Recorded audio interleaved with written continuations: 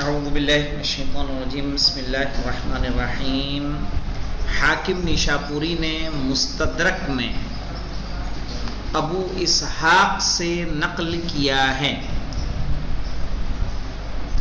کہ انہوں نے کہا کہ میں نے قاسم بن عباس سے سوال کیا کہ کس دلیل کے ذریعے علی پیغمبر صلی اللہ علیہ وآلہ وسلم کے علوم کے وارث ہو گئے، یعنی کیا دلیل ہے کہ مولا کائنات رسول کے علم کے وارث ہیں۔ انہوں نے جواب دیا اس لیے کہ علی علیہ السلام ہمیشہ دوسروں کے مقابلے میں پیغمبر صلی اللہ علیہ وآلہ وسلم کے ساتھ زیادہ رہے، لأنه اولنا به لحوقا واشدنا به لزوما۔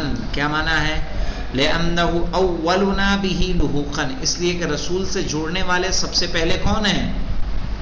مولائے کائنات ہیں۔ واشدنا به لزوما، اور سب سے زیادہ اس کی پابندی کرنے والے کون ہیں؟ مولائے کائنات ہیں، یعنی التزام کرنے والے کہ رسول کے ساتھ ہمیشہ رہیں وہ کون تھا؟ مولائے کائنات تھے، کہ جو پہلے سے لے کے آخر وقت تک صحیح ہے، ہر وقت رسول کے ساتھ ہیں۔ تو ظاہر ہے یہ کیا دلیل ہے کہ جتنے معلومات مولائے کائنات کے پاس ہوگی اتنی معلومات کسی اور کے پاس نہیں ہوگی۔ جو علم کا مرتبہ علی علیہ السلام کا ہوگا وہ اس کا نہیں ہوگا، دوسرے کا کہ جو کم رہتا ہے۔ ابو نعیم اصفہانی نے ابن عباس سے روایت کی ہے کہ پیغمبر اسلام صلی اللہ علیہ وآلہ وسلم نے 70 ایسے عہد علی علیہ السلام کے حوالے کیے جو کسی اور کے حوالے نہ کیے تھے۔ صحیح، ان النبی احد الی علی ب70 عہدا لم یاحد الی غیرہ، کہ علی علیہ السلام سے رسول نے 70 عہد کیے ہیں، اور 70 ایسے عہد کہ جو کسی اور سے نہیں کیے گئے۔ وعلیکم السلام۔ تو یہ 70 عہد دوسروں کو جو جن کا علم نہیں ملا، تو کیا مولا کائنات عالم ہوئے یا نہیں ہوئے؟ بھئی 70 عہد جو رسول نے کیے ہیں، اس کا مطلب یہ 70 عہد ایسے ہیں کہ جو علی کے علاوہ جسے کوئی اور نہیں جانتا ہے۔ نسائی نے حضرت علی علیہ السلام سے روایت کی ہے، آپ نے فرمایا کہ پیغمبر صلی اللہ علیہ وآلہ وسلم کے نزدیک جو میری منزل اور میرا مرتبہ تھا وہ کسی اور کا نہیں تھا۔ میں ہر شب پیغمبر صلی اللہ علیہ وآلہ وسلم کی خدمت میں حاضر ہوتا، اگر آپ حالت نماز میں ہوتے تو جب سبحان اللہ کہتے میں داخل ہو جاتا، اگر حالت نماز میں نہ ہوتے تو اذن دخول مرحمت فرماتے۔ یعنی سوچئے کہ مولا کائنات جب چاہتے تھے رسول کے پاس چلے جاتے تھے، یہاں تک کہ نماز پڑھتے ہوتے تھے رسول خدا تو کیا کہہ دیتے تھے؟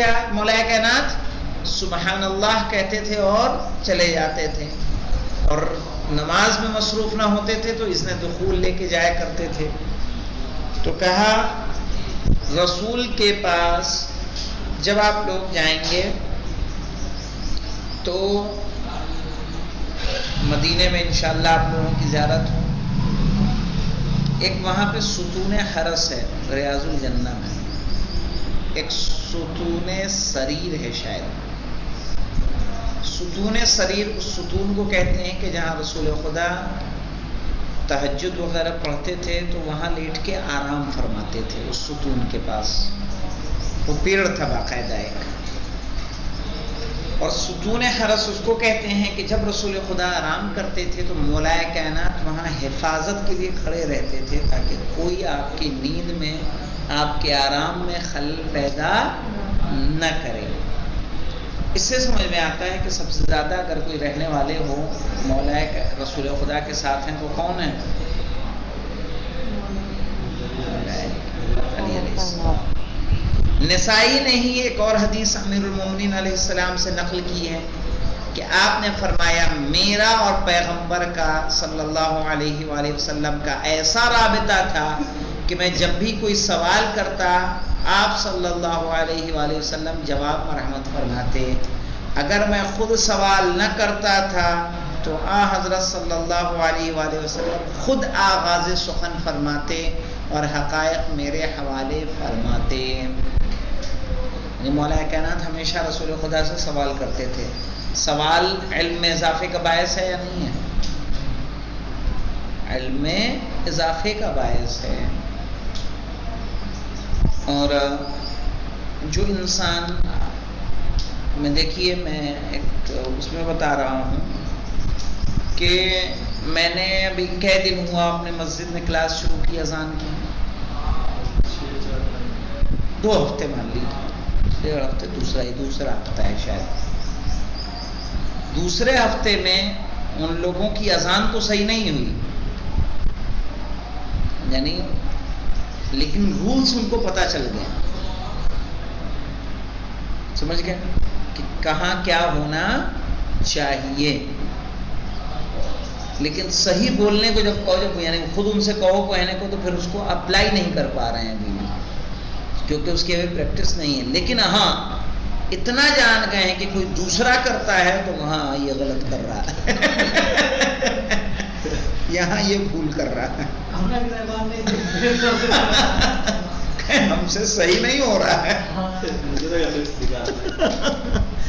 تو اب جب 2 ہفتے کے اندر انسان کے اندر یہ خصوصیت پیدا ہو جا رہی ہے، تو مولا کائنات کب سے رسول خدا بچپنے سے رسول خدا کی زبان چوس رہے ہیں، رسول خدا کی آغوش میں ہیں، صحیح ہے، رسول خدا کے ساتھ ساتھ ہیں. اور آخر وقت میں بھی کون ساتھ میں ہیں؟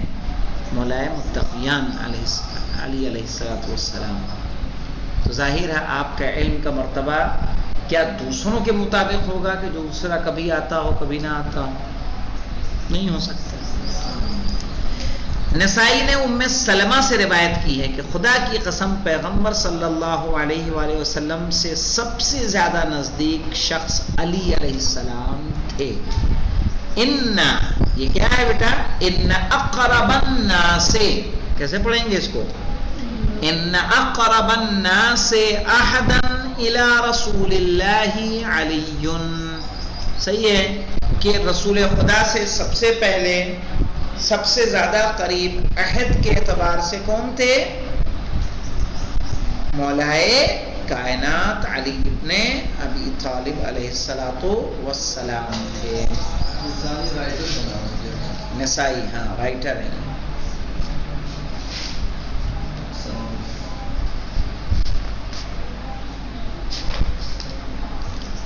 اب آئیے امیر المومنین علیہ السلام پیغمبر اکرم صلی اللہ علیہ وآلہ وسلم کے ساتھ اپنے رابطے کے بارے میں خطبہ قاصعہ میں فرماتے ہیں وَلَقَدْ كُنْتُ أَتَّبِعَهُ اتِّبَاعَ الْفَصِيلِ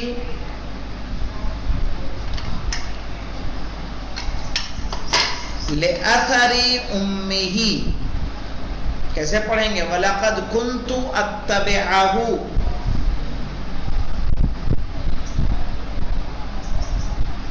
اتباع الفصیل لأثر أمه يرفع بي كل يوم من أخلاقه علما ويأمرني الاقتداء به. کیا مطلب ہے؟ میں ان کے ہمراہ اس طرح چلتا تھا جس طرح ناقے کا بچہ اپنی ماں کے ہمراہ چلتا ہے. وہ روزانہ میرے لیے اپنے اخلاق کی ایک نشانی پیش کرتے اور پھر مجھے اس کی اقتداء کرنے کا حکم دیا کرتے تھے. یعنی رسول کی ایسی پیروی کرنا کہ جیسی پیروی کیا کرتا ہے؟ ناقے کا بچہ، اونٹنی کا بچہ اپنے ماں کی کرتا ہے کہ کبھی وہ اس سے الگ نہیں ہوتا. اور رسول روزانہ ایک نصیحت تعلیم فرماتے اور کہتے تھے کہ اس پر کیا کرو؟ عمل کرو. اتنی حدیثیں ہم نے پڑھی کہ جو مولا کائنات کی فضیلت پر دلالت کرتی ہیں. اب آئیے مذکورہ نصوص اور ان کے مشابہ دیگر روایات اس حقیقت کا اعلان کرتے ہیں کہ پیغمبر اکرم صلی اللہ علیہ وآلہ وسلم کو روز اول سے ہی اپنے بعد امت مسلمہ کی رہبری کا مکمل خیال تھا، اور اس منصب کے لیے علیہ السلام کو مناسب ترین فرد سمجھتے تھے، اسی لیے اس عظیم ذمہ داری کے لیے ان کی تربیت فرما رہے تھے. صحیح ہے، لیکن آپ نے صرف اسی پر اکتفا نہیں کی، بلکہ مختلف حالات و مواقع پر آپ علیہ السلام کی امامت و رہبری کا اعلان بھی کرتے رہے. اس سلسلے میں چند نصوص، مثلا حدیث یوم الدار، حدیث ثقلین. صحیح ہے، حدیث ثقلین معلوم ہے نا کون سی ہے؟ انی تارکن فیکم الثقلین. حدیث غدیر بطور نمونہ پیش کیے جا سکتے ہیں. ان کے علاوہ بہت سی دیگر نصوص نبوی اس پر دلالت کرتے ہیں.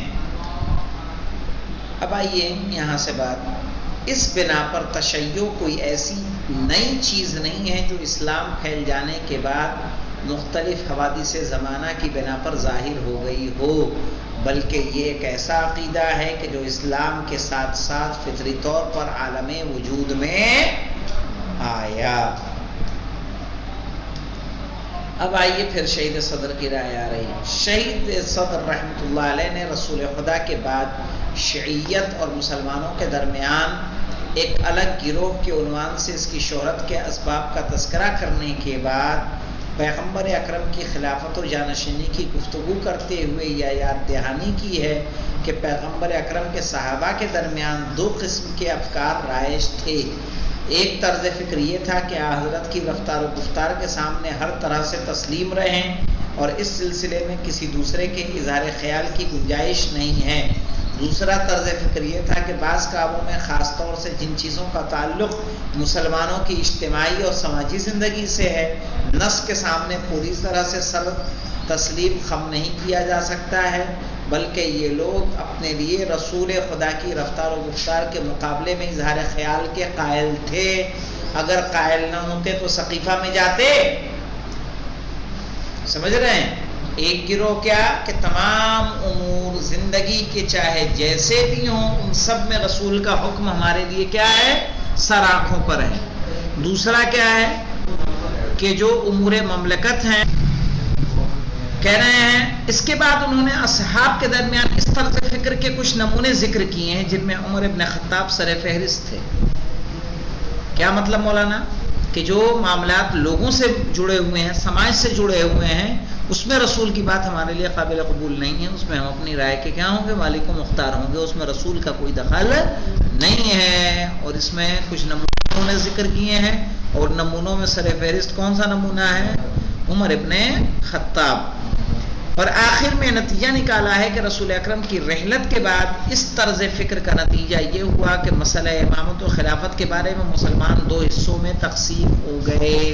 ایک وہ حصہ تھا کہ جو رسول کے حکم کا پابند تھا اور غدیر کے ساتھ کیا کر رہا تھا؟ وفا کر رہا تھا. دوسرا کہ نہیں، اس میں رسول کا کوئی دخل نہیں ہے، یہ امور ہمارے ہیں، ہم اپنا امیر تسلیم کریں گے. صحیح ہے. اور اس کے بعد ایک گروہ اس سلسلے میں اپنے کو نبوی نصوص کا پابند نہیں سمجھتا تھا. سمجھ رہے ہیں؟ ایک گروہ اس سلسلے میں اپنے کو نبوی نصوص کا پابند نہیں سمجھتا تھا. ان لوگوں کا تعلق سقیفہ سے تھا. اور دوسرا گروہ ان لوگوں کا تھا جو امامت کے باب میں اپنے کو نصوص نبوی کا پابند سمجھتا تھا کہ رسول نے فرمایا ہے کہ الا ترضى ان تكون بمنزلۃ ہارون من موسیٰ. تو جو ہارون کی موسیٰ کے نزدیک اہمیت ہے، وہی اہمیت مولا کائنات کی کس کے لیے ہوگی؟ رسول کے لیے ہوگی. یا غدیر میں جو کچھ فرمایا تھا اس کے حوالے سے اگر خلافت یا امامت جائے گی تو کس کو جائے گی؟ مولا کائنات کو جائے گی. اور یہی لوگ شیعہ ہیں. اس طرح اسلام میں شیعت کی ابتدا ہوئی.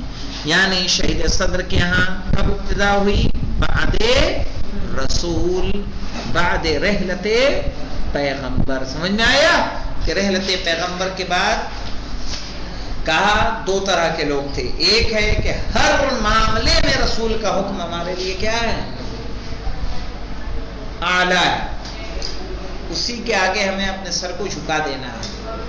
اور ایک گروہ ایسا تھا کہ نہیں، جو دینی معاملات ہیں ہم اس میں رسول کی اقتداء کریں گے، لیکن جو سماجی اور ہمارے معاملات ہیں اس میں رسول کی اقتداء نہیں کریں گے. وہی دوسرا گروہ تھا کہ نہیں، اس میں بھی رسول کی نص جو ہوگی، دلیل ہوگی، اسی پر عمل کیا جائے گا. رسول نے جسے معین کیا ہے اسے معین کیا جائے گا.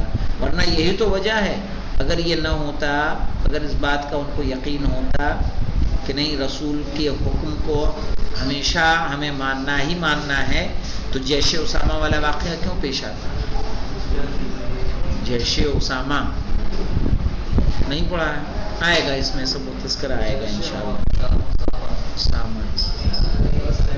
انشاءاللہ. الحمدللہ رب العالمین.